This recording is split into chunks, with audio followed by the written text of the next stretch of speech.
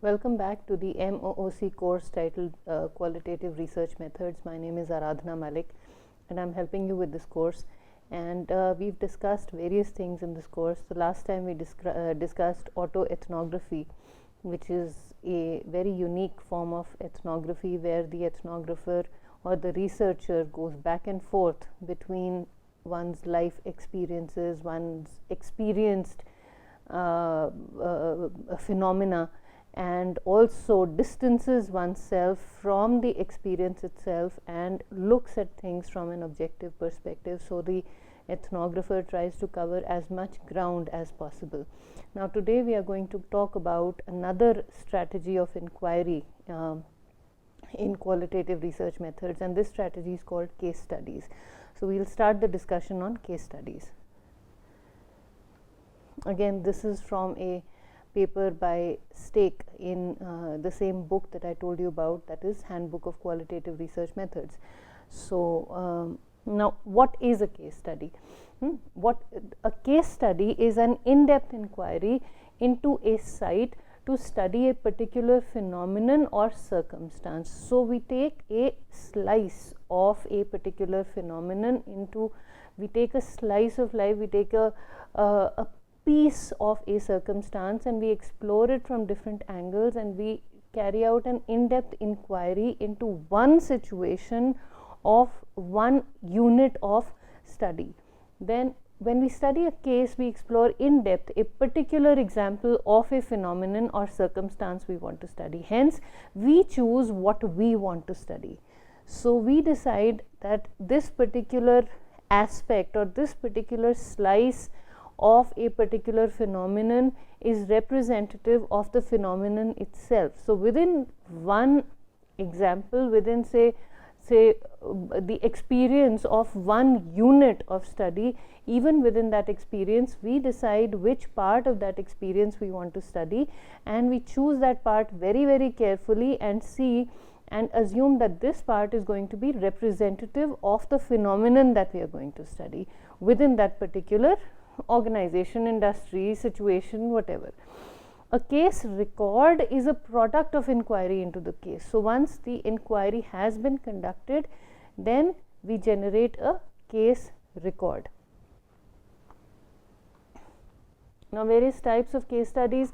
The first type of case study here is an intrinsic case study. An intrinsic case study is a case study that has been undertaken because the researcher wants better understanding of this particular case. I'm sorry for the double off there. Hence, an intrinsic case study is an example in itself. It provides enough grounds for the researcher to delve into and may be used to demonstrate comparisons or exceptions in most cases. So an intrinsic case study is an in-depth inquiry that has been undertaken so that you can understand the situation better. So you go deep into the heart of the situation and see it from inside, not as an insider, that would be an ethnography, but we delve deep into the situation and we try and see a situation from the inside. We explore all parts of it from the inside with the explicit aim of understanding the situation only. Okay, and then this understanding is further used to demonstrate comparisons or exceptions. So this is unique, or this is the way whatever we have seen compares with other similar situations. So that is what comes out of this case study. The second type of case study is an instrumental case study, in which a particular case is examined mainly to provide an insight into an issue or to redraw a generalization. So we go into a situation and we say, okay, this is the way whatever is happening in this situation has happened in other cases also. So this case study serves as an example of the characteristics of a larger population. This type of case study is conducted. The first type of case study is conducted to draw comparisons or to generate uniqueness.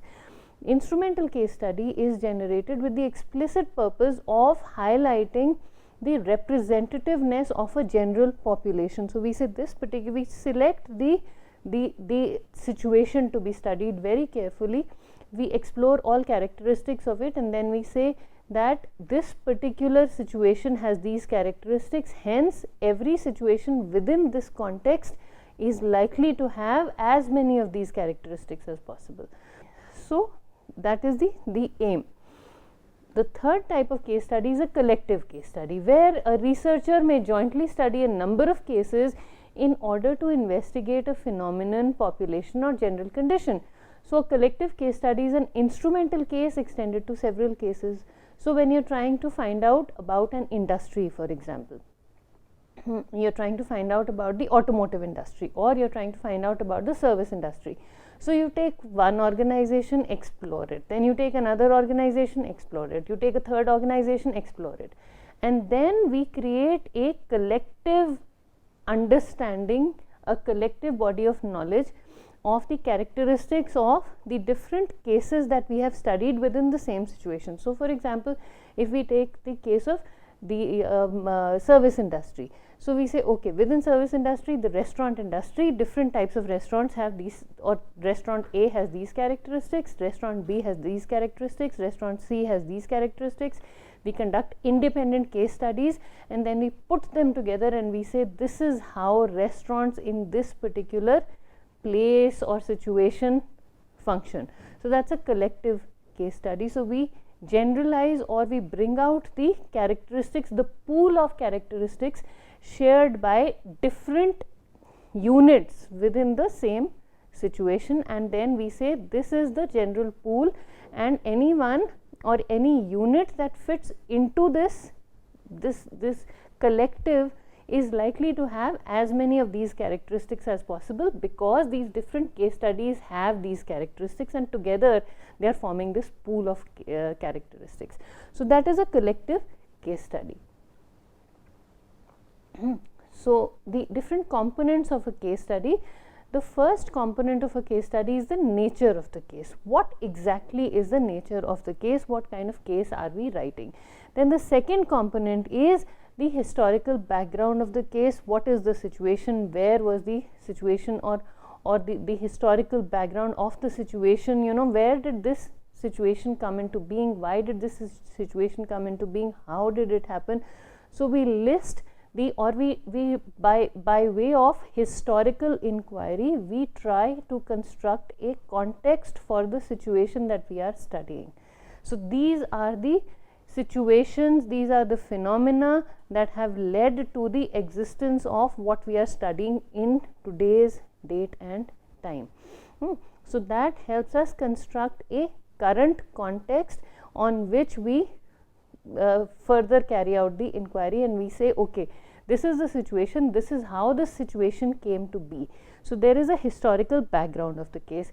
Then there are other contexts. So we describe the history of the case. Then we also describe the factors that can affect the current context of the case. For example, the economic situation, the political situation, legal and aesthetic situation. So different kinds of contexts that have affected the case in the past and are likely to affect the case as it is being studied, because it's not going to stop. You know, life is not going to freeze while we conduct our inquiry. Things will keep happening, and then these are the contexts that are likely to affect this particular situation as time goes on. And a very, very pertinent example that comes to mind based on recent events is, for example, you were trying to conduct a case study, a collective case study on the banking industry, and in the middle of it, while you were collecting data from bank A, bank B, bank C, and trying to see how they functioned,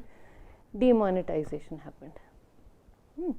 So the currency notes of rupees 500 and 1000 were suddenly stopped, and the Honorable Prime Minister announced that from tomorrow or from past midnight tonight, the currency notes are not going to be valid.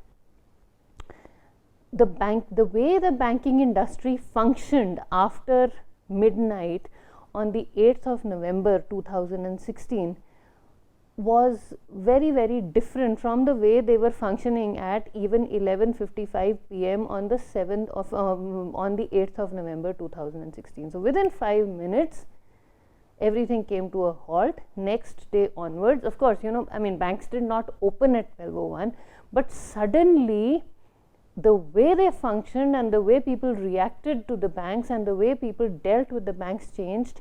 Their whole scenario changed. So the context, if a description of this context, you probably did not go into the situation even with the slightest inkling of something like this to happen, but it did happen, and that affected the one decision by our government affected the entire environment, economic, political, social, legal, all, and our perception of the environment of these different contexts, and also our perceptions of the government. So all of this would have had an impact on the banking industry, and I know I'm giving many of you many ideas to conduct different cases on this, but it would be very interesting to see how people perceived the banking industry before and after this demonetization. Some of us have had very good experiences with banks after the demonetization happened. I have personally witnessed something, and I'm trying to give feedback for the very nice manager who helped me. Now, some of us have not had such good experiences. So, and we all have formed opinions about how demonetization has affected the banking industry. I'm specifically focusing on one slice of life, how banks function, what bank employees feel about their jobs, about the nature of their jobs, about their interactions with their clients.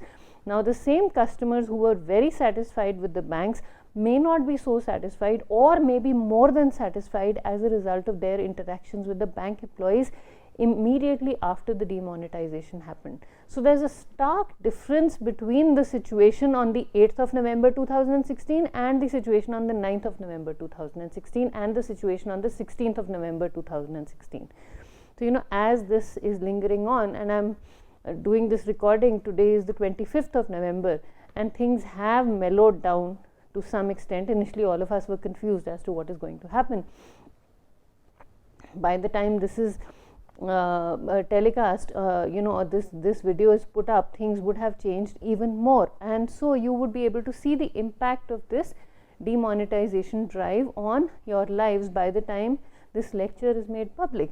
So that is what I'm saying. When we talk about a case study, we are looking at all different contexts that have impacted that case, that situation in the past, that are impacting the situation as you are studying it, and that are likely to impact the situation after the situation has been studied. And all of these contexts need to be explored, need to be at least acknowledged, and a thorough, studied, informed inquiry has to be conducted into the past, present and future of these contexts and how they interact with the case under study.